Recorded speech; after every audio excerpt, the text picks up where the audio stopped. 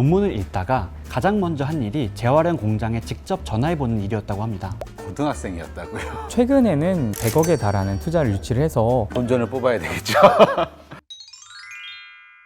안녕하세요. 아산나눔재단 AR지식연구소 소장 최병철 교수입니다. 스타트업의 실제 고민과 성장 케이스를 다뤄보는 스타트업 성장 노트.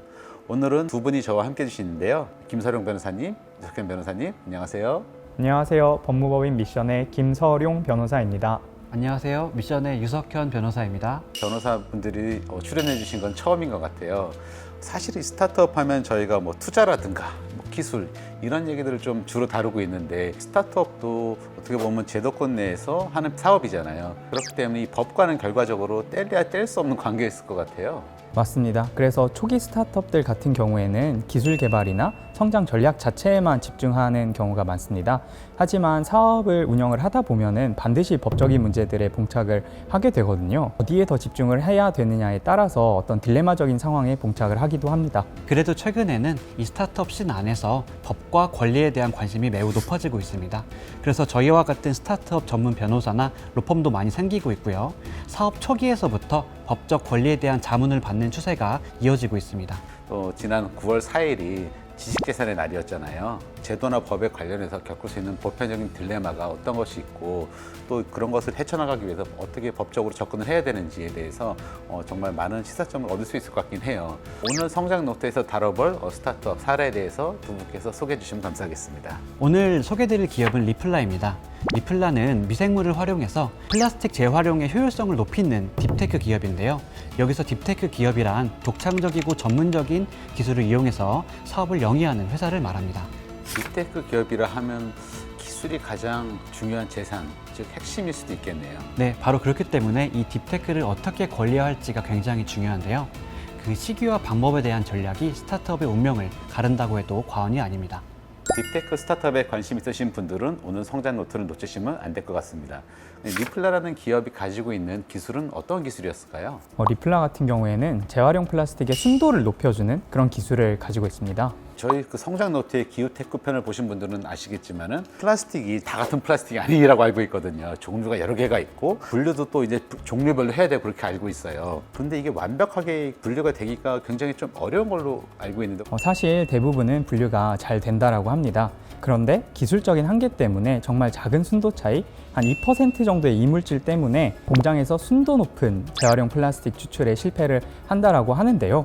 이 문제를 해결하기 위해서 아이디어를 냈던 게 그 당시 고등학생이었던 리플라 서동훈 대표님이라고 합니다. 고등학생이었다고요? 제가 고등학교 때 뭘 했는지 생각해 보면은, 두 분은 뭐 하셨나요? 저는 겨우 학교 공부 따라갔던 것 같습니다. 저도 마찬가지입니다. 네, 그래서 저희는 여기서 이렇게 사례를 논의하고 있습니다. 근데 고등학생이 그런 훌륭한 아이디어를 생각하게 된 어떤 계기가 있었을까요? 서동훈 대표님 같은 경우에는 고등학교 때 전국 청소년 과학 탐구대회에 참가하신 적이 있으신데요.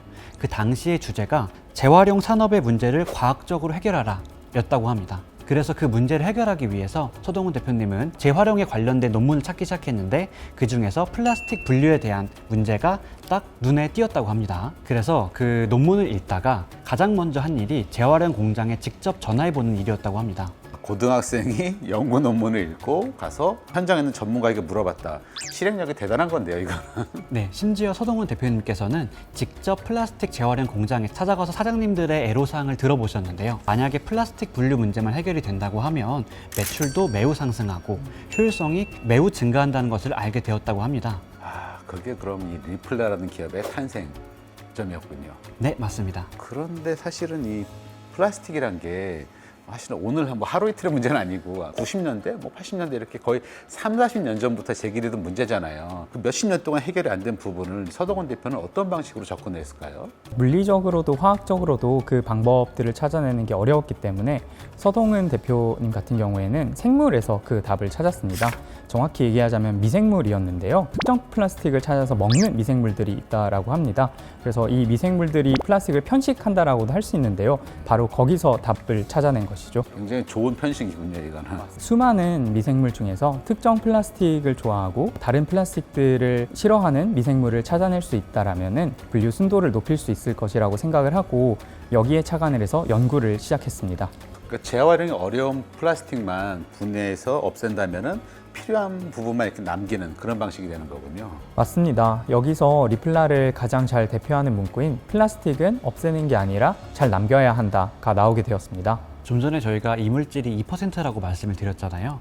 그런데 이제 98%의 완성도를 100%로 올리는 것은 굉장히 어려운 일입니다. 이거를 처음부터 100%의 방식으로 쫙 한 번에 100% 해결하는 게 아니라 이미 검증된 물리화학적인 방법으로 98%는 제거하되 1%를 생물학적 방법이라는 새로운 어떤 접근법으로 그걸 해결하는 데 집중을 한다. 이러한 접근 방법이 공장 입장에서는 굉장히 효율적일 수도 있겠다 생각이 드는 게 설비 전체를 다시 바꾸는 게 아니라 어떻게 보면 이미 구축된 그 98%를 제거하는 설비에다가 2%를 제거하는 그 설비만 추가하면 되는 그런 방식으로 이해하면 좀 정확할까요? 네, 정확합니다. 그래서 리플라의 핵심은 공정의 대체가 아니라 추가에 있습니다.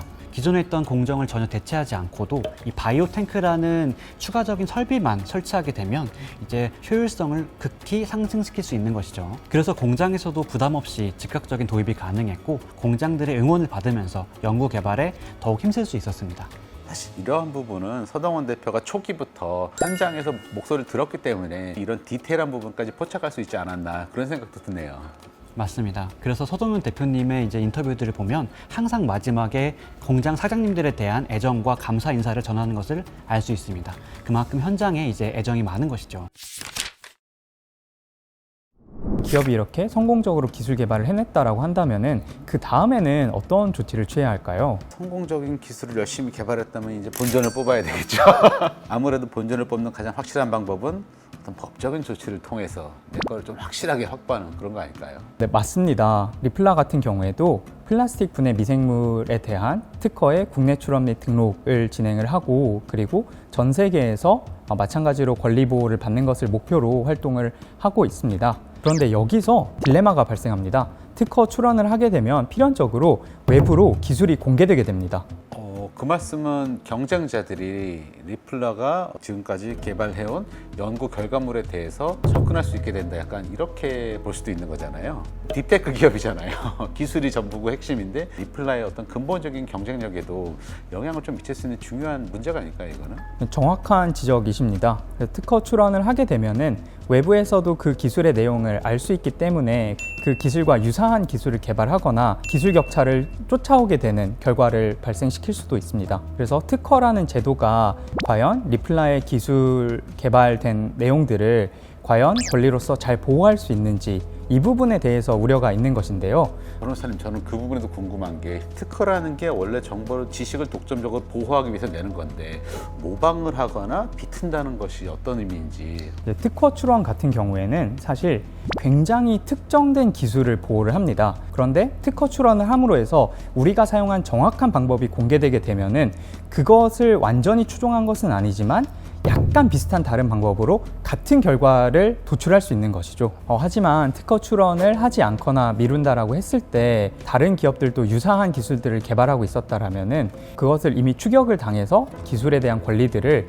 뺏겨버리는 경우가 발생할 수도 있습니다. 결국 어느 시점에서 특허를 출원을 해서 기술에 대한 보호를 받고 대신에 그것에 대한 공개가 이루어질 것인지를 선택하는 것이 관건이 되겠습니다. 사실 이 점은 모든 딥테크 기업들이 겪는 딜레마입니다.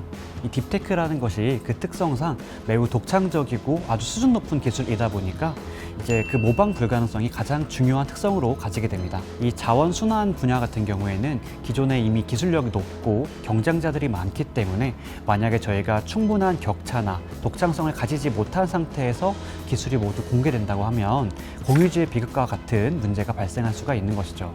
그렇네요. 특히 지식은 형체가 없기 때문에 공공재로 여겨질 소지가 분명히 있기도 하고 리플라의 경우에는 어떤 전략적 접근법을 취했나요?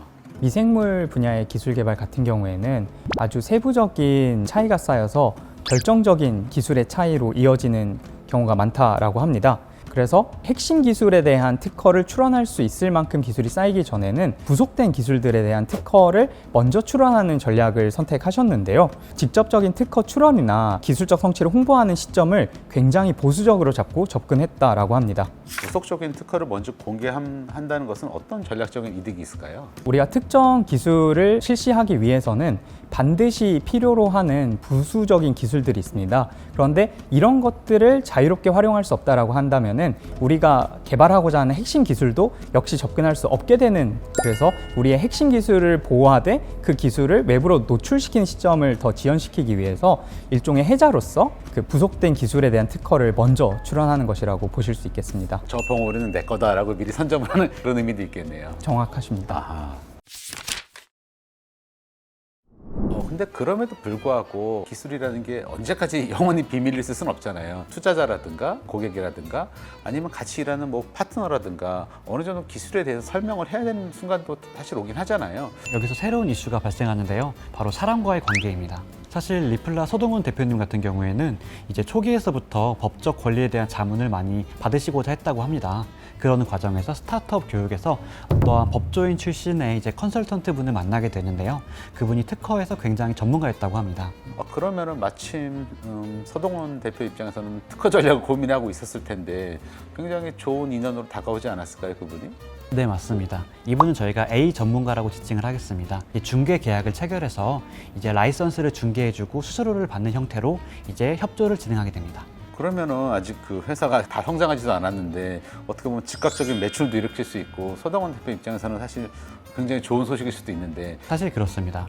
그럼에도 불구하고 이 중개하는 과정을 통해서 원하지 않는 상대와 계약이 진행된다거나 혹은 기술이 그 이상으로 과장된다거나 하는 점들이 발생했습니다. 그런 경우에는 어떤 리플라의 대외적인 어떤 신뢰도라든가 기술 개발의 과정 자체에도 어떤 악영향을 미칠 수도 있는 그런 악재로 작용할 수도 있겠네요. 그래서 결국 이제 리플라와 해당 A 전문가는 이제 원만한 합의로 일단 해결을 하는 것으로 매듭을 짓게 되었는데요. 이러한 갈등 사항을 겪고 난 이후에 리플라는 조금 더 전문가의 조언이나 이러한 중개 계약을 좀 더 조심해서 체결하게 되는 계기가 됩니다. 사실 이 스타트업 같은 경우에는 성장을 위해서 뭐 다양한 협력 관계가 필요하고 그 과정에서 외부 인재를 영입하기도 하잖아요. 특히 이제 딥테크 스타트업 같은 경우에는 핵심 기술 개발을 위해서 어떤 유능한 외부 인재를 끌어오기 위해서 지분을 제공한다든가 이런 방식을 취하기도 하는데 이 과정에서 딥테크 스타트업이 좀 더 조심하거나 준비해야 되는 부분이 있을까요? 굉장히 중요한 질문입니다. 사실 지분을 나눈다는 것은 꽤 큰 리스크를 수반하는 일이기 때문에 상당히 조심스럽게 접근을 해야 되는데요. 리플라 같은 경우에는 연구 개발의 진척 혹은 대외 신뢰도 확보 차원에서 관련 분야의 연구를 진행하고 계시던 비 교수님을 모시게 되었었습니다.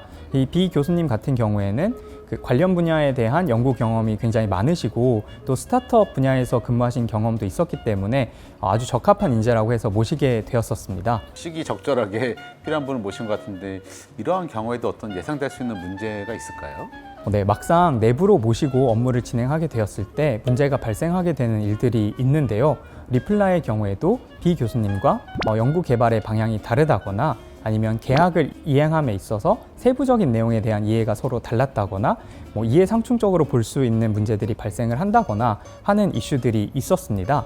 무엇보다 연구 결과물에 대한 관점도 달라서 회사의 입장에서 지식재산권과 관련된 문제들도 후속해서 발생을 했었습니다. 의견이야 뭐 다를 수 있고 그런 갈등이 있을 수도 있을 것 같긴 한데 문제는 이분이 임원으로 오셨고 또 지분도 가지고 있잖아요. 근데 또 이런 관계에서 뭐 안 좋게 분쟁을 통해서 만약에 해임이나 해고가 이루어진 경우에는 사실은 얼마든지 좀 더 방해를 할 수 있잖아요. 핵심 기술에 대한 권리를 배타적으로 주장한다든가 경쟁이나 비슷한 뭐 회사를 아예 만들던가 그 부분에서 리플라와 서동훈 대표님이 굉장히 잘 대처한 것이 두 가지 포인트가 있었습니다.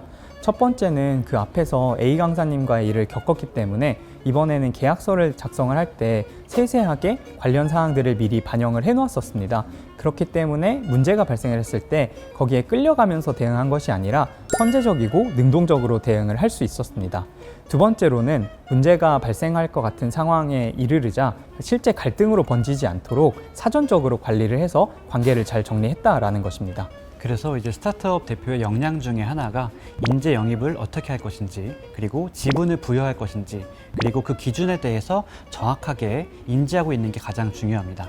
그래서 그 기준을 바탕으로 인재를 평가하는 것도 대표의 가장 중요한 역량 중 하나인 것이죠. 근데 스타트업이 외부인과의 어떤 협력, 거기서만 문제가 생기는 게 아니라 어떤 내부인과의 어떤 문제도 생길 수 있잖아요. 뭐 예를 들면 가장 흔한 게 초창기부터 함께했던 멤버와의 이별, 이런 중요한 지식을 다루는 기업이기 때문에 그러한 부분에서 좀 더 민감하거나 좀 조심해야 될 부분도 있어야 될 것 같아요. 리플라 역시 초기 창업 팀원이었던 C와의 관계에서 문제가 발생한 적이 있습니다. 예를 들어 대외적인 자리에서 창업 팀원 C 같은 경우에는 부적절한 언행을 해서 문제를 발생시키기도 했고요. 회사가 성장함에 따라서 갖춰야 될 역량을 갖추지 못했다라는 능력도 있었습니다. 이런 부분들을 모두 고려해서 C가 팀을 떠나는 것이 양쪽 모두에게 최선의 결정이라는 점에 대해서 모두 동의하게 됩니다. 사실 이런 팀원이 있는 경우에는 뭐 회사의 장기적인 목표라든가 핵심 역량에 뭐 악영향을 미칠 수도 있기 때문에 그런 결정을 내릴 수도 있을 것 같은데요. 하지만 뭐 회사의 주요 구성원이었을 테고 또 중요한 정보를 또 같이 공유했었기 때문에 참 이런 순간마다 결정을 내리기가 그 대표 입장에서는 참 힘들 것 같아요. 그러면 이제 다양한 A, B, C, 뭐 D, F까지 있겠지만 다양한 유형의 어떤 그 갈등 관계를 소개해 주셨는데 언뜻 들어보니까 뭐 법적으로 저희가 좀 준비할 부분도 있고 측면에서 접근하는 부분도 있는 것 같아요. 어떻게 이것을 혼합하는 게 제일 좀 효율적일까요? 계약과 법은 확실성을 부여하는 장치입니다. 따라서 계약서를 사전에 미리 세세하게 잘 작성을 하는 것이 아주 중요한 요소가 되겠고요. 그리고 내가 문제가 발생했을 때 어떤 법적 조치를 취할 수 있는지를 사전에 숙지하고 있는 것도 중요합니다. 다만 우리가 확실성 부여만으로 모든 문제를 해결할 수는 없습니다. 계약과 법이 개입을 하게 되는 것은 문제가 실제로 발생을 하고 더 이상 상호 해결이 어려워졌을 때 비로소 개입을 하게 되는 것인데요. 가장 좋은 것은 그 단계까지 마찰이 격화되지 않도록 관리를 하는 것입니다. 이게 기본적으로 사람과 사람 사이의 문제이기 때문에 그 안에서 서로 이미 가지고 있던 신뢰를 바탕으로 해서 다른 장치들이 사후적으로 개입되지 않게 선제적으로 관리하는 게 무엇보다 중요하다라고 할 수 있겠습니다. 어떻게 보면 이게 법이라는 하드웨어와 또 신뢰라는 소프트웨어를 잘 조합시키는 게 딥테크 스타트업 대표님들의 어떤 중요한 역량 중에 하나로 볼 수도 있겠네요. 사실 이 스타트업은 사람이 전부인 조직이기도 하잖아요. 그래서 어떻게 보면 이 사람 한 명 한 명에 대한 결정에 대해서 대표님들이 느끼는 부담감이랄까? 어깨가 참 무거울 것 같은 그런 생각도 드네요. 네, 오늘 리플라의 어떤 성장 과정을 통해서 이 딥테크 기업이 겪을 수 있는 딜레마에 대해서 함께 저희가 살펴볼 수 있었는데요. 거의 뭐 딥테크 스타트업이 겪을 수 있는 딜레마의 교과서 이렇게 보면 될 것 같아요. 또 한편으로는 역시 딥테크 스타트업은 지식과 사람 이 두 개가 정말 중요하다. 이런 걸 사례 전체에 걸쳐서 저희가 좀 이해할 수 있었던 그런 시간이었던 것 같습니다. 이 케이스 같은 경우에는 실제로 발생했던 문제가 가진 어떤 업계에서의 대표성뿐만 아니라 그 서동훈 대표님이 취했던 조치들도 굉장히 교과서적이지 않았나 생각을 합니다. 특히 이제 딥테크 스타트업으로서 기술 개발에 대한 보호와 권리 확보를 어떻게 할지, 그리고 발생하는 갈등 상황들에 대해서 어떻게 대처할지가 굉장히 모범적이었다라고 보이는데요. 사실 서동훈 대표님 같은 경우에는 이것이 첫 창업을 해서 겪은 문제들에 대한 대응이 맞나 싶을 정도로 굉장히 노련하게 대처를 하신 편이라고 생각이 됩니다. 최근에는 그동안 이제 겪어온 것들의 결과로 100억에 달하는 투자를 유치를 해서 다음 스케일업을 하시기 위한 준비를 하고 있어서 굉장히 성공적으로 여러 문제들에 대해서 대처를 하셨던 그런 사례로 공유를 드리고 싶었습니다. 그와 같은 점이 이제 인사 관리에서 가장 빛을 발했는데요. 계속적으로 갈등을 해결해 가면서 그 배움을 토대로 실천을 잘 해 나가셨던 게 아마 가장 큰 힘이 되시지 않았을까 싶습니다. 분명 쉬운 일은 아닙니다만 리플라가 할 수 있었다면 아마 다른 창업자분들도 하실 수 있을 거라 믿습니다. 네, 그리고 저희가 쓴 리뷰도 꼭 한번 읽어주시면 더 도움이 될 것 같습니다. 궁금한 스타트업이나 기타 질문 사항이 있으시면 댓글로 꼭 이야기를 남겨주세요. 좋아요와 구독도 부탁드립니다. 이거 마무리가 너무 훌륭하네요.